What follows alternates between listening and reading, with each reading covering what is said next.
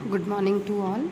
हमारी जो online classes चल रही थी उसमें आज की क्लास में हम यूनिट 5th का एक टॉपिक जिसमें है प्लांट डिजीज़, आज हम उस टॉपिक को डिस्कस करेंगे। देखिए, प्लांट डिजीज़ की जब हम बात करते हैं तो हमें ये पता होना चाहिए कि कोई भी डिज़ीज़ को हम कैसे आइडेंटिफाई कर पाते हैं।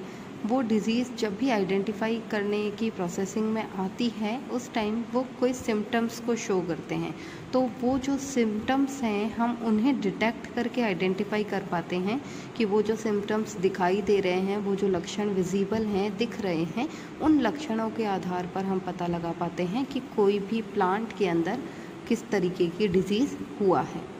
तो सबसे पहले प्लांट डिजीज़ का इंट्रोडक्शन कि प्लांट डिजीज़ एक्चुअल में होता क्या है। इसके देखिए general symptoms of plant disease के किस तरीके से सामान्य लक्षण किसी भी पादप रोग के हमें दिखाई देते हैं। प्लांट डिजीज़ के जनरल कैरेक्टर्स जो हैं, जनरल सिम्टम्स जो हैं, हम उसको देखते हैं। कोई भी पैथोजन कौन होता है? रोग फैलाने वाला, ये रोगजनक जो होता है उसे हम कहते हैं पैथोजन। तो किसी भी पैथोजन का होना ज़रूरी है, मतलब डिजीज़ को ट्रांसमिट करने के लिए या डिजीज़ का ट्रांसमिशन करने के लिए किसी पैथोजन का होना ज़रूरी है। जब तक पैथोजन नहीं होगा, अब इसमें भी हम आगे देखेंगे कि जो पैथोजन है वो या तो पैरासिटिक फॉर्म में होगा या नॉन पैरासिटिक फॉर्म में होगा। हम आगे डिस्कस करेंगे इसके बारे में। तो डिज़ीज़ जो हो रही है उसके लिए कोई पैथोजन होना चाहिए।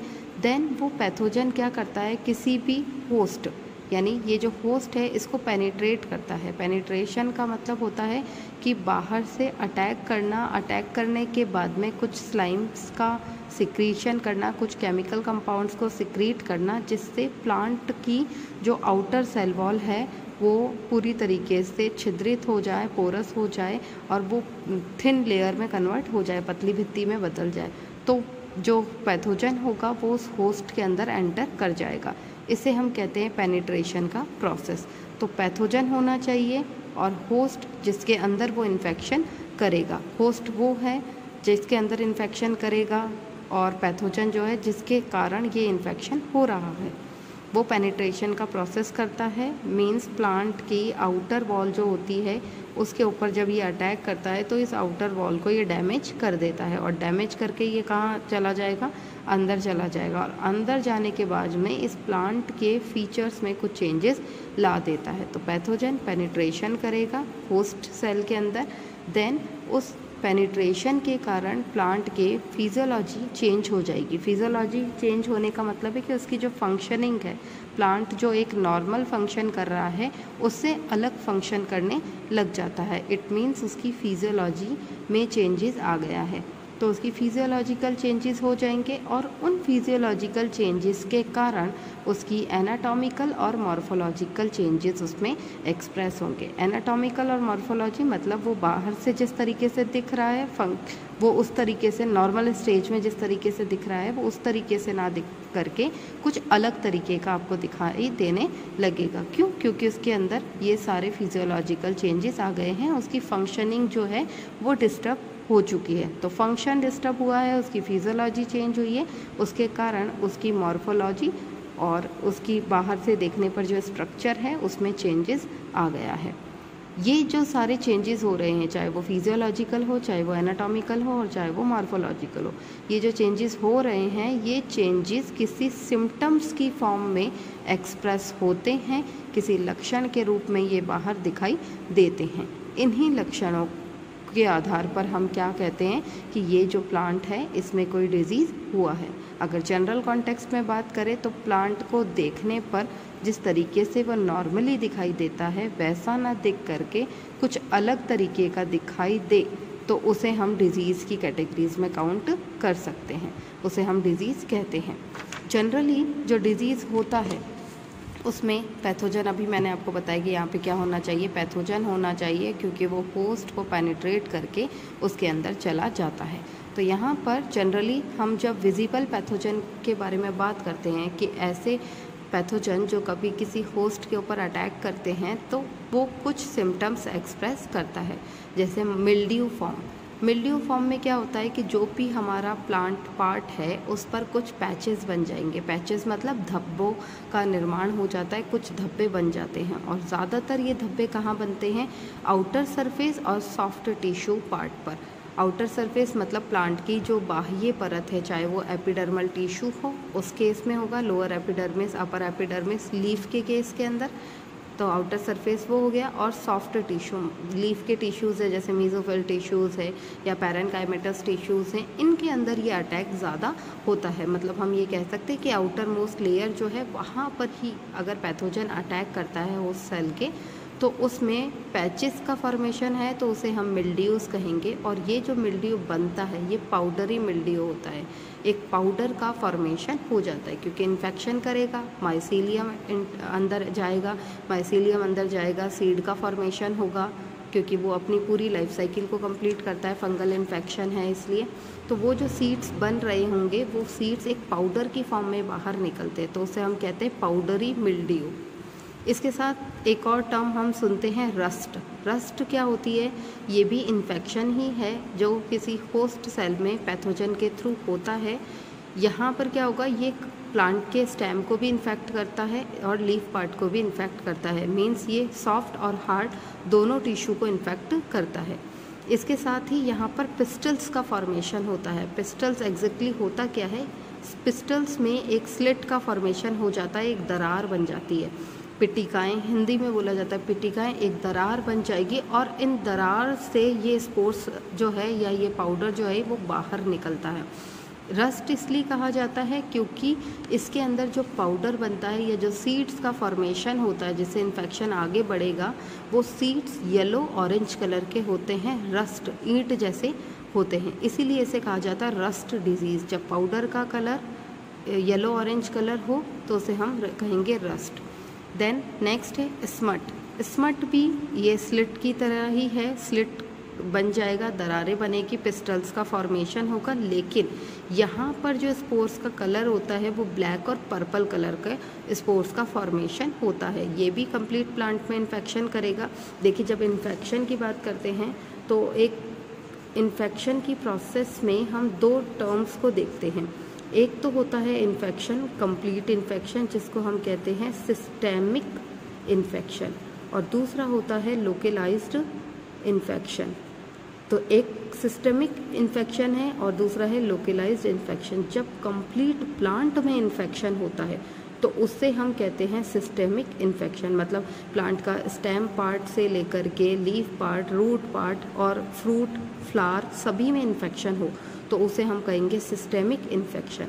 और दूसरा होता है लोकलाइज्ड, जैसे केवल प्लांट के सॉफ्ट टिश्यू में इन्फेक्शन हो रहा है या केवल रूट में इन्फेक्शन हो रहा है या ईयर में इन्फेक्शन हो रहा, बाली जो बनती है उसमें इन्फेक्शन होता है, या एक सिंगल पार्ट के अंदर कोई इन्फेक्शन हो तो उसे हम क्या कहेंगे? Localised infection. तो इन्फेक्शन हम बेसिकली दो कैटेगरीज में कैटेगराइज करते हैं। एक तो होगा सिस्टेमिक इन्फेक्शन जो कंप्लीट प्लांट में होता है, और दूसरा होता है लोकलाइज्ड जो एक पर्टिकुलर पार्ट के अंदर इन्फेक्शन होता है उस केस में। अब यहाँ पर जो स्लेट और ये पिस्टल्स बन रहे ये प्लांट स्टेम और लीफ पार्ट पर बनेंगे। इट मीन्स ये कैसा होगा?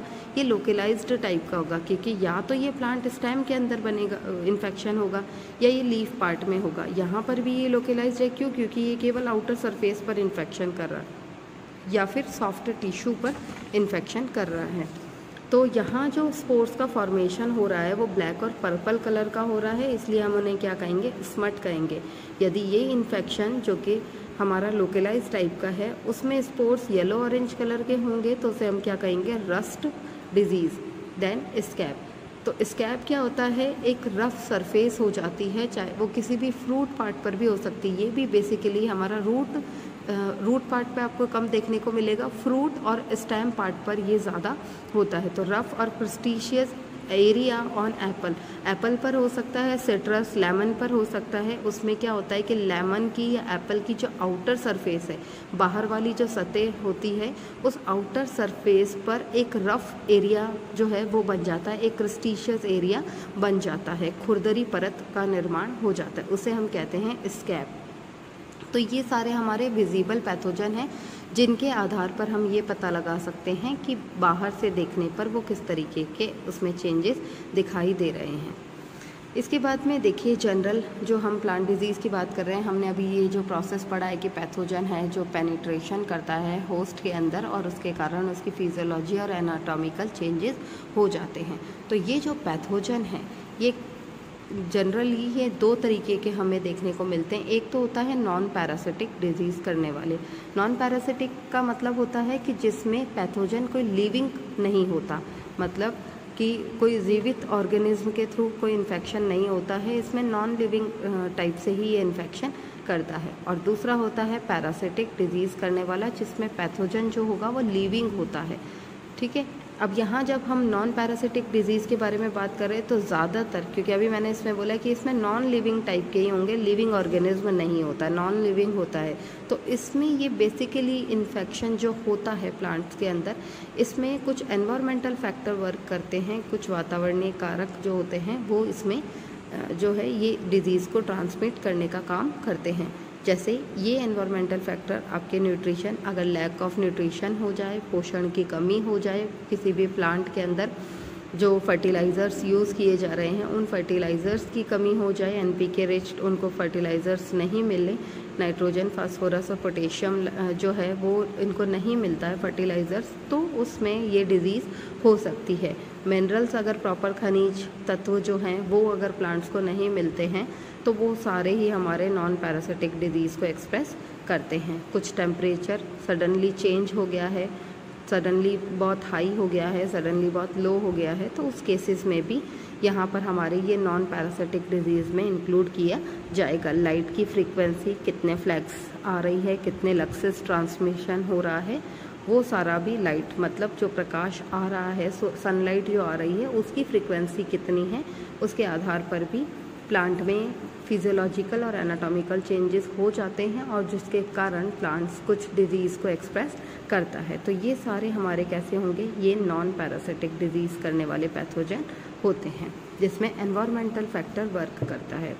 इसके बाद में जो दूसरा टाइप है वो है पैरासिटिक डिजीज़ करने वाला। और पैरासिटिक डिजीज़ इसमें पैथोजन जो होता है वो कैसा होता है, लिविंग ऑर्गेनिज्म वाला होता है। किसी लिविंग ऑर्गेनिज्म के कारण, किसी लिविंग पैथोजन के कारण ये डिजीज़ ट्रांसमिशन होता है।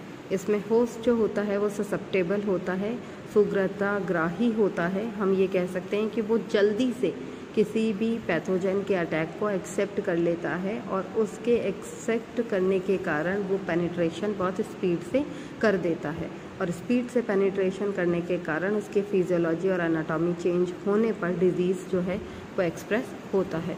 यहाँ पर जो पैथोजन होगा वो लिविंग होगा, वो चाहे एनिमल्स की फॉर्म में हो या वो प्लांट्स फॉर्म में हो, प्लांट्स के लिए हो, और या फिर वो वायरसेस या वायरॉइड्स की फॉर्म में हो। जैसे अगर वो एनिमल्स के फॉर्म में पैथोजन है तो वो कोई इंसेक्ट्स हो सकता है, किसी कीट के थ्रू वो इन्फेक्शन हो सकता है, कोई प्रोटोजोअल इन्फेक्शन हो सकता है जिसके कारण प्लांट में डिजीज़ हो जाए, या कुछ निमेटोड्स हो सकते हैं जिसके कारण प्लांट्स में ये डिजीज़ हो सकती हैं। इसके साथ ही अगर हम बात करें कि ये प्लांट पार्ट्स के कारण है तो कुछ प्लांट्स के अंदर जो मोल्ड्स है उनके कारण हो सकता है, जैसे स्लाइम मोल्ड्स है, माइकोप्लाज्मा है, फाइटोप्लाज्मा है, ये सारे प्लांट के केस में डिजीज़ को ट्रांसमिट करते हैं। कुछ फंगल इन्फेक्शन हो गया है, फंजाई है, माइकोप्लाज्मा है, कुछ बैक्टीरिया का अटैक हो गया जिसके कारण डिजीज़ एक्सप्रेस हो रहा है, कुछ एल्गी जो है, कुछ हार्मफुल एल्गी जो हैं उनके अटैक होने से ये डिजीज़ एक्सप्रेस हो रहा है। तो उस केस में पैथोजन जो होगा हमारा प्लांट्स के अंदर काउंट होगा।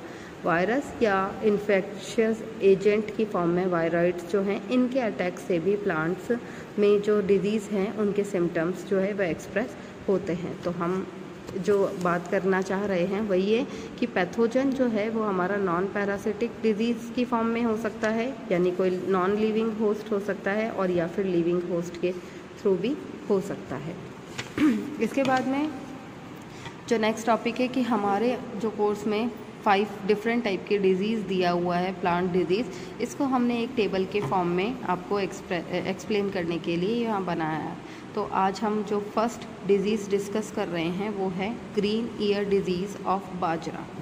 ये थोड़ा सा इम्पॉर्टेंट है, इसका आपको मैंने PDF सेंड कर दिया है, इसका पिक्चर मैं आपको सेंड कर दूँगी कि एग्जैक्टली वो स्ट्रक्चर डिज़ीज़ होने के बाद में किस तरीके की दिखती है।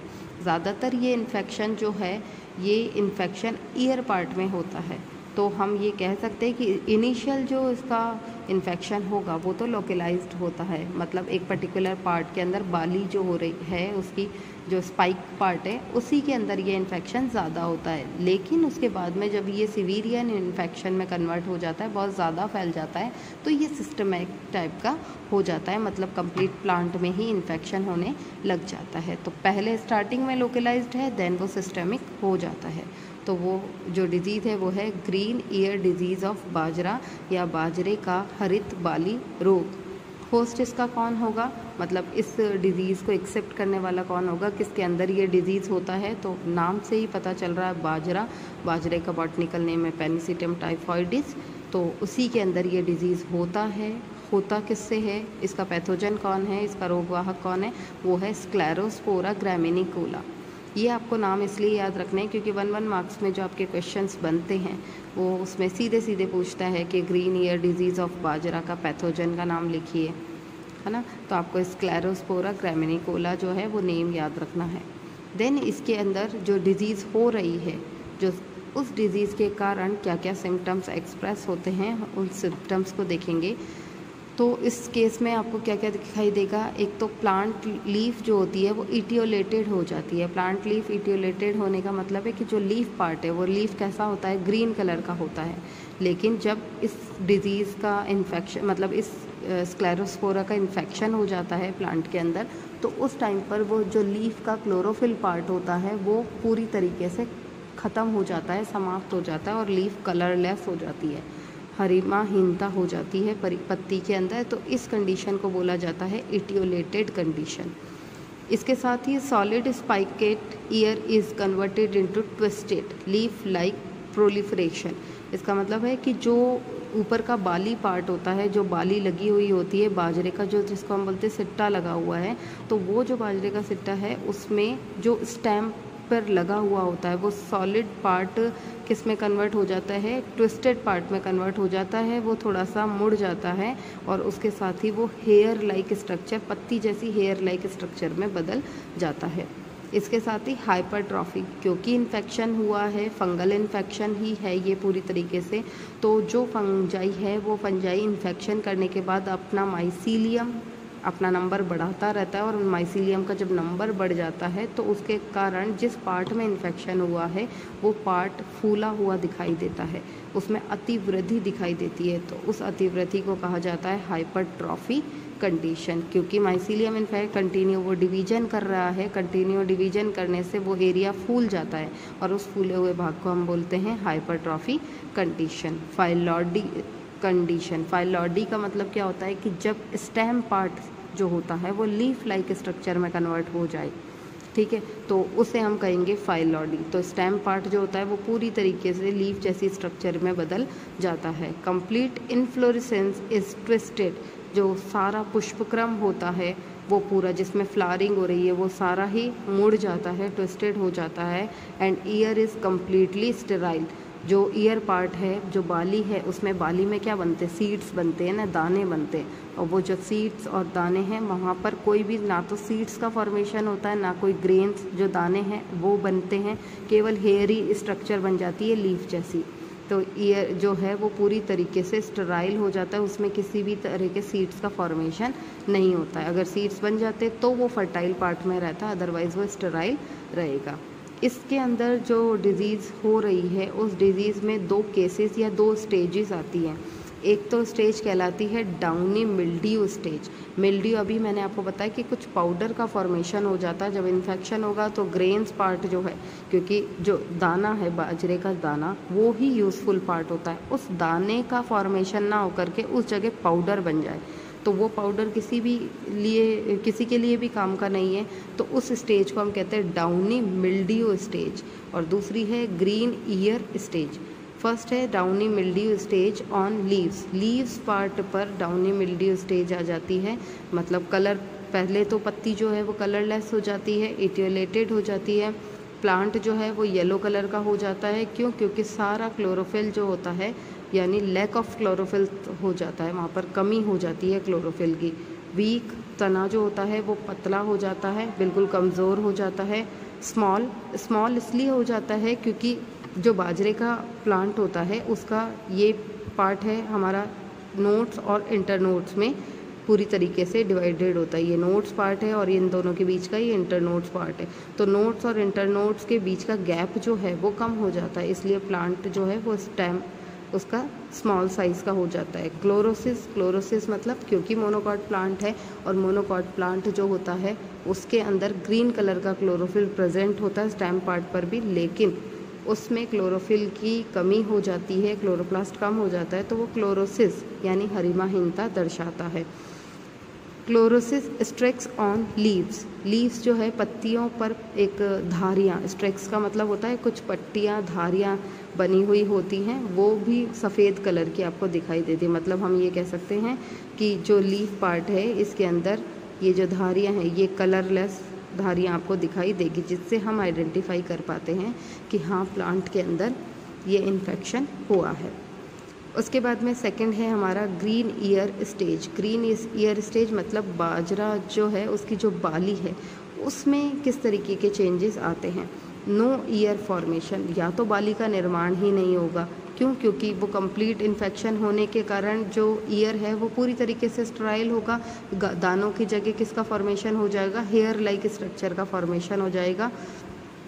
तो या तो ईयर का फॉर्मेशन ही नहीं होता है, इफ़ ईयर फॉर्म अगर डेवलप हो जाएगी तो लीफी स्ट्रक्चर हेयर्स का फॉर्मेशन होगा, दानों का फॉर्मेशन नहीं होता है, ग्रेन्स नहीं बनते हैं। तो इस डिजीज़ के कारण ही इसे कहा जाता है green ear disease. Then dwarfing and plants look like brush because internodes become smalls. अभी मैंने आपको बताया कि नोड्स और इंटरनोड्स जो हैं तो उसमें इंटरनोड्स का साइज़ कम हो जाता है, तो दो नोड्स आपस में एक दूसरे के पास आ जाती है, जिसके कारण स्टेम का साइज़ जो होता है वो कम हो जाता है। तो हम ये कह सकते हैं कि बाजरे का जो स्टेम है उसमें प्लांट का साइज़ बहुत छोटा या बौनापन दिखाई देता है। प्लांट्स लुक लाइक ब्रश झाड़ी जैसा बिल्कुल दिखाई देगा आपको, जैसे ब्रश के जो ब्रिसल्स होते हैं वो आपको उस जो टूथ ब्रश के अंदर जो ब्रिसल्स आपको दिखते हैं उसी तरीके की हेयर लाइक स्ट्रक्चर ईयर में दिखेगी, और जो ब्रश का जो हैंडल पार्ट होता है जिसको आप पकड़ते हैं वो पूरा तरीके से स्टेम पार्ट है, तो वो आपको स्मॉल साइज़ का दिखाई देगा। क्यों? क्योंकि उसके इंटरनोड्स जो हैं वो स्मॉल साइज़ के कन्वर्ट हो गए हैं इन्फेक्शन के कारण। अब जब डिज़ीज़ हो गया है तो डिज़ीज़ को कंट्रोल करने के लिए हमें क्या इनिशिएटिव लेना होता है, या हमें इनिशियल स्टेज में ही जब हम डिज़ीज़ को आइडेंटिफाई कर पाते हैं तो हमें क्या क्या करना होता है ताकि कंप्लीट फील्ड में वो इन्फेक्शन हो ना। इसके लिए तो इसके ट्रीटमेंट को देखिए, तो सबसे पहले है ये एक तो सॉइल बॉर्न डिजीज़ है। सॉइल बॉर्न डिजीज़ का मतलब है कि जब स्टार्टिंग से इन्फेक्शन होगा ईयर तक पहुंचेगा, ईयर तक पहुंचने के बाद में ये जो सारा इन्फेक्टेड पार्ट होता है ये अगेन कहाँ किसके कांटेक्ट में आ जाता है? ये सॉइल के कांटेक्ट में आ जाता है। तो जो भी हमारे पैथोजन होंगे वो सॉइल के अंदर ही रहेंगे, इसके कारण इसके चांसेस बढ़ जाते हैं कंप्लीट फील्ड में इन्फेक्शन करने के, क्योंकि सॉइल टू सॉइल कांटेक्ट से ये स्पीडली फैल जाएगा, रैपिडली ये फैल जाएगा। इसीलिए ये एक तरीके की सॉइल बॉर्न डिजीज़ है जिसको इनिशियल स्टेज पर ही अगर कंट्रोल कर लिया जाएगा तो ये कंप्लीट फील्ड में नहीं होगा। इसके लिए हम यूज़ ऑफ पेस्टिसाइड्स, कुछ कीटनाशक दवाइयों का उपयोग खेतों के अंदर कर सकते हैं। जो ISI मार्क हमारे सीड्स होते हैं उन्हें सर्टिफाइड सीड्स कहते हैं। इन सर्टिफाइड सीड्स का ही हम फील्ड में यूज़ करें तो उसके कारण इस तरीके के रोगों को फैलने से हम रोक सकते हैं। इसके साथ अगर इनिशियल स्टेज पर आपको पता चल गया है कि इस पर्टिकुलर प्लांट के अंदर ये इन्फेक्शन स्टार्ट हो गया है, क्योंकि अभी मैंने आपको बताया कि इसका इन्फेक्शन जो है पहले लोकलाइज्ड होता है देन वो सिस्टमिक इन्फेक्शन होता है। तो जो लोकलाइज्ड इन्फेक्शन है वो एक पर्टिकुलर पार्ट पर हो रहा है, तो जब आपको स्टार्टिंग में ही पता चल जाता है तो आप इस तरीके के प्लांट्स को फील्ड में से हटा देते हैं, खेतों में से निकाल करके बाहर फेंक देना चाहिए। तो removal of infected plants. Then seeds का ट्रीटमेंट हमें करवाना है किससे, थेरम से। ये एक तरीके का स्प्रेइंग है, एक जो केमिकल है उसके थ्रू हम इन सीड्स का ट्रीटमेंट करवाते हैं। इसके साथ ही एक स्प्रे मैनकेज़ॉब का स्प्रे करवाया जाता है ताकि ये डिज़ीज़ जो है वो पूरी तरीके से स्प्रेड ना हो, फैले ना। इसके साथ ही इसकी DRV मतलब डिज़ीज़ रेजिस्टेंस वेराइटीज़ की रोग प्रतिरोधक किस्में जो हैं उनके नेम आपको याद रखने। एक तो पूसा 23, ये इसकी डिज़ीज़ रेजिस्टेंस वैरायटी है जिसकी रोग सहन करने की क्षमता जो है वो बहुत अच्छी होती है, वो जल्दी से इन्फेक्टेड नहीं होता। उसके साथ HP1 और पूसा मोती, ये इसकी डिज़ीज़ रेजिस्टेंस वैरायटी है जिनको हम अगर फील्ड में यूज़ करेंगे तो उसमें इन्फेक्शन होने के चांसेस कम हो जाते हैं। तो ये आज हमने आज की क्लास में एक डिज़ीज़ डिस्कस की है। नेक्स्ट क्लास के अंदर हम बाकी की डिज़ीज़ को कंटिन्यू करेंगे। आज की क्लास के लिए इतना ही। Thank you.